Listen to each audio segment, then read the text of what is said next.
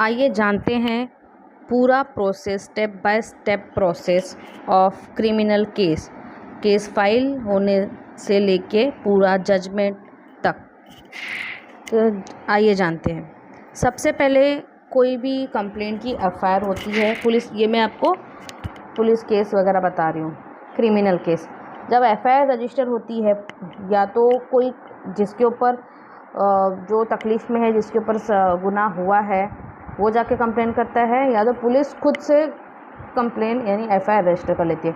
जब एक बार रजिस्टर हो जाती है, या तो किसी कॉमन आदमी के थ्रू या पुलिस के थ्रू, जब एक बार एफआईआर रजिस्टर हो जाती है, तब फिर पुलिस का क्या काम होता है। पुलिस का काम ये है, पुलिस सब इन्वेस्टिगेशन करती है उस पर्टिकुलर गुनाह पे, उस पर्टिकुलर क्राइम पे, सारे एविडेंस इकट्ठा करती है कि क्या क्या एविडेंस है।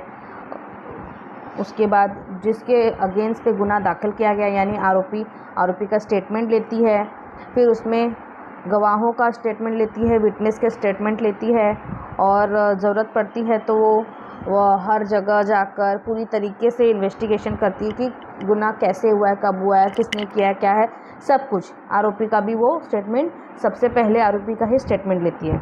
उसके बाद पूरी इंक्वायरी, इन्वेस्टिगेशन पुलिस का जब हो जाता है, पुलिस को अब होता है कि हाँ इन्वेस्टिगेशन कंप्लीट हो गई है, तो पुलिस जो है केस मतलब कंक्लूड कर देती है कि इन्वेस्टिगेशन हो गई है, गुनाह फिर वो दाखिल कर देती है।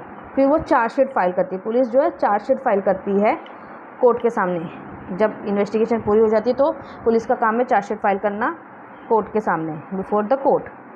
चार्जशीट एक बार फाइल करने के बाद आर्ग्यूमेंट होता है कोर्ट के सामने चार्ज फ्रेम होने के लिए कि कौन कौन से गुनाह कैसे क्या क्या सेक्शंस लगने चाहिए, केस मेड आउट हो रहा है नहीं हो रहा है, चार्ज, तो उस समय चार्ज फ्रेम होता है। तो चार्ज एक बार फ्रेम हो जाने पे चार्ज फ्रेम हो जाता है और होता है कि हाँ गुनाह हुआ है। पुलिस कोर्ट कहती है कि हाँ गुनाह हुआ है, चार्ज ये पर्टिकुलर गुनाह है, इसमें दम है इस केस में, तो कि केस चलता है। और अगर दिखता है कोर्ट को कि नहीं चार्ज फ्रेम नहीं हो पा रहा है, कोई केस नहीं बन रहा है अक्यूज़ के अगेंस्ट, तो फिर अक्यूज़ को डिस्चार्ज कर देते हैं। अगर दिख रहा है कि हाँ पुलिस की इन्वेस्टिगेशन सही है, केस बन रहा है, तो फिर चार्ज फ्रेम हो जाता है। एक बार चार्ज फ्रेम हो जाता है, फिर अब आता है मेन प्रोसेस, कोर्ट में केस कैसे चलता है, ट्रायल कैसे चलता है। तो ट्रायल ऐसे होता है कि सब प्रोसिक्यूशन यानी पुलिस स्टेट का वो एविडेंस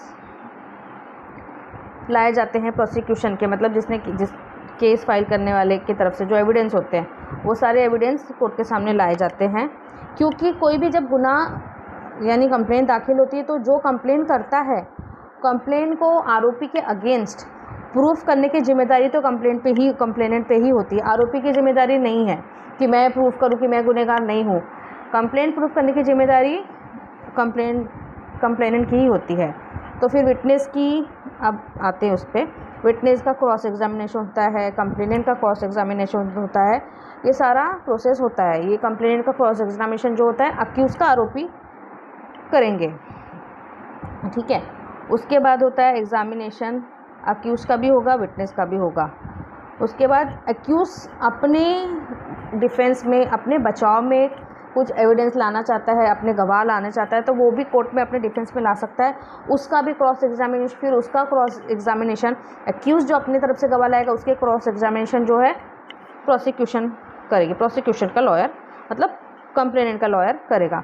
उसके बाद जब एविडेंस एक बार ख़त्म हो जाता है दोनों तरफ से, उसके बाद ओरल आर्ग्यूमेंट होता है, यानी बहस होती है कोर्ट में।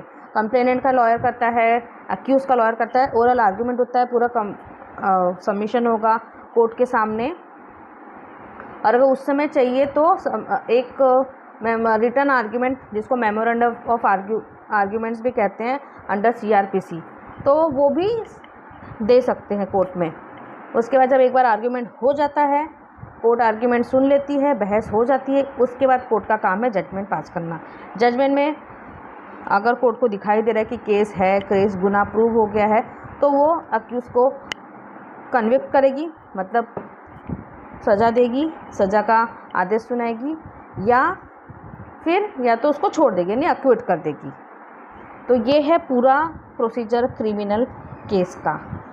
केस एफआईआर फाइल होने से लेकर एफआईआर तक, एफआईआर तक नहीं, एफआईआर फाइल होने से लेकर जजमेंट तक।